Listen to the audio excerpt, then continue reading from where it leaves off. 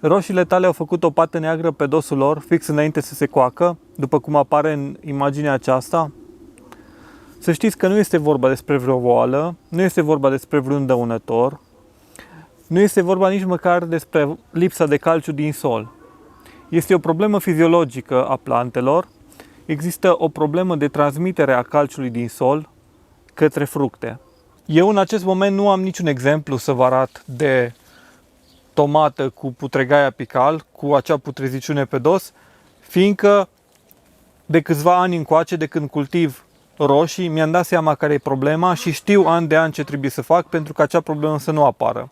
Dar vă voi explica în imaginile următoare de ce apare această problemă exact și ce ar trebui să faceți ca să nu mai apară, să nu vă mai loviți de această problemă cu putreziciunea roșilor, putregaiul apical, în imaginile următoare.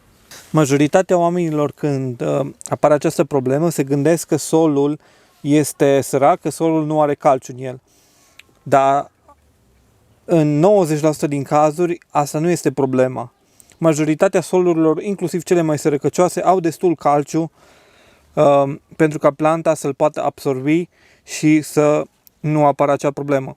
Problema este că rădăcinile nu au destulă umezială, nu au destulă umiditate ca să poată să extragă din sol calciu, să-l ducă în tulpini și către roșii.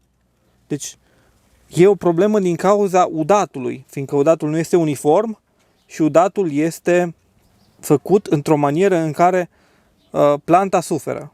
Și atunci ce este de făcut? În primul rând trebuie să ne asigurăm că udăm într-un mod corespunzător. Asta ce înseamnă? Înseamnă că udăm după un tipar bine definit. Udăm zilnic, dacă trebuie, doar dimineața sau seara, nici de cum la amiază când este foarte cald. De ce? Fiindcă dacă udăm la amiază când este foarte cald, planta este sub stres termic și ea nu-și va putea extrage lichidul necesar împreună cu calciu pentru ca să evităm această problemă.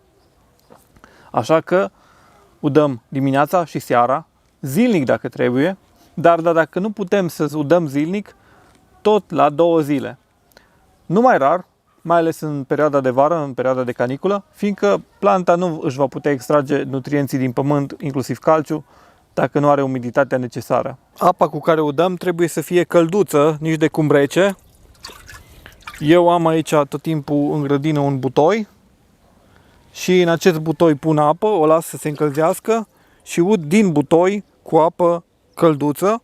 Dacă ud cu apă rece, planta va suferi un șoc termic și nu va putea să-și extragă calciu din pământ. Numărul 3. Pune un strat de mulci. Niciodată unde am avut mulci la roșii n-am avut probleme cu putregaiul apical. Niciodată. Deci de fiecare dată eu pun un strat de mulci. De data asta am ales paie, dar pot pune orice materie organică. Și mulciul ține umezeala în sol, vedeți? Solul este acoperit, nu permite apei să se evapore din sol și atunci planta își poate extrage fără nicio problemă în tulpină umezeala din sol, împreună cu calciu. Al 4-lea lucru, nu suprafertiliza cu azot. Dacă tu începi să suprafertilizezi cu azot, planta va avea dificultăți în a-și extrage calciu și de a-l transfera spre roșii. Așa că mai puțin cu azotul, mai ales în perioada de vară. Și ultima recomandare, nu mai cheltuiți banii aiurea pe tot felul de suplimente de calciu pe care le găsiți în comerț, pentru că acelea nu vă ajută. După cum v-am zis, în 90% din cazuri solul are destul de mult calciu, doar că este o problemă fiziologică de transmisie a calciului din sol în plantă. Foarte mulți câștigă o grămadă de bani din vânzarea calciului, din vânzarea suplimentelor, care chiar nu ajută deloc și e o risipă pe care eu aș vrea ca noi să nu o facem. Deci, ca să concluzionăm, soluția este udarea într-un mod regulat, să încercăm să păstrăm umiditatea în sol, să încercăm să udăm în momente ale zilei în care planta nu este stresată, să încercăm să punem un strat de mulci pentru ca să menținem umezeala în sol și cu siguranță această problemă nu va exista.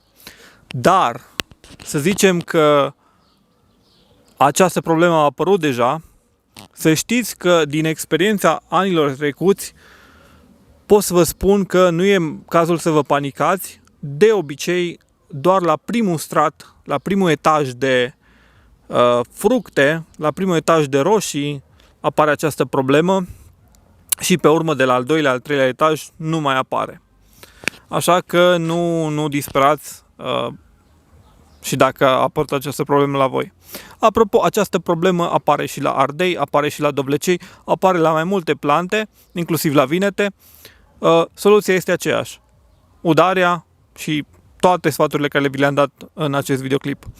Dacă ți-a plăcut acest video și consider că ai învățat ceva din el, te rog să-i dai un like, te rog să-l distribui, să ajungă la cât mai multă lume, să te abonezi la canal, fiindcă vor urma alte videouri la fel de interesante și utile pentru tine și, ce să zic, numai sănătate, numai bine, până data viitoare. Ciao!